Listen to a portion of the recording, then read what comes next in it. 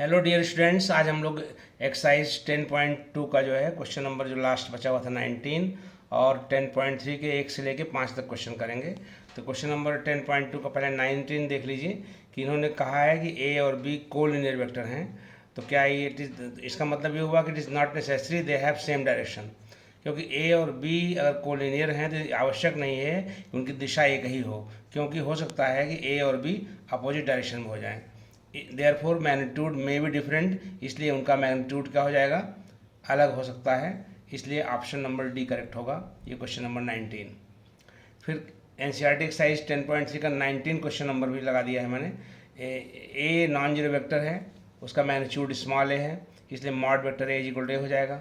तो लैम्डा ए बोला है कि यूनिट वेक्टर है, तो इसलिए लैम्डा इज यूनिट वेक्टर दिया हुआ है, इसका मतलब mod lambda a equal to 1।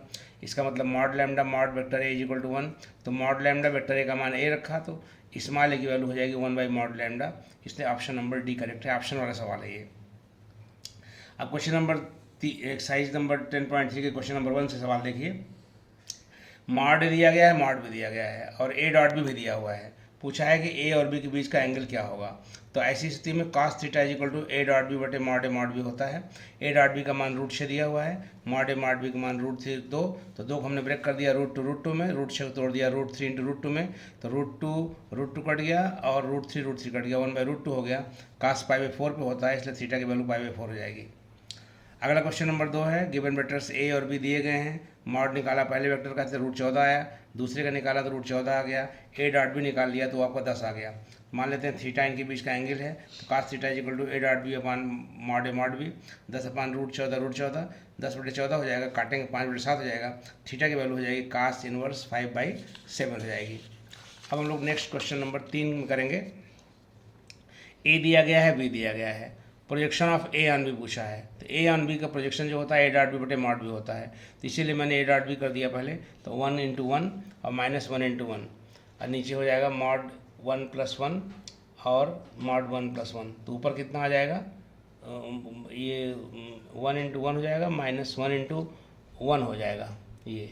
तो आपका ऊपर हो जाएगा 1 - 1 और नीचे हो जाएगा √2, तो ऊपर 0 हो जाएगा, तो 0.√2 यानी 0 हो जाएगा। क्वेश्चन नंबर 4 देखिए। ए दिया है, बी दिया है, projection of a and b, वही सवाल है। A dot b upon mod b. A dot b निकालने के लिए आई गुणांक 1 है, आई गुणांक 7 है, 7 के साथ हो गया। 3 है यहाँ पे, -1 है तो -3 हो जाएगा। 7 8 56 हो जाएगा अपान √49 + 1 + √64 यानी 60 अपान √114 हो जाएगा। क्वेश्चन नंबर 5 लास्ट क्वेश्चन हम देखिए।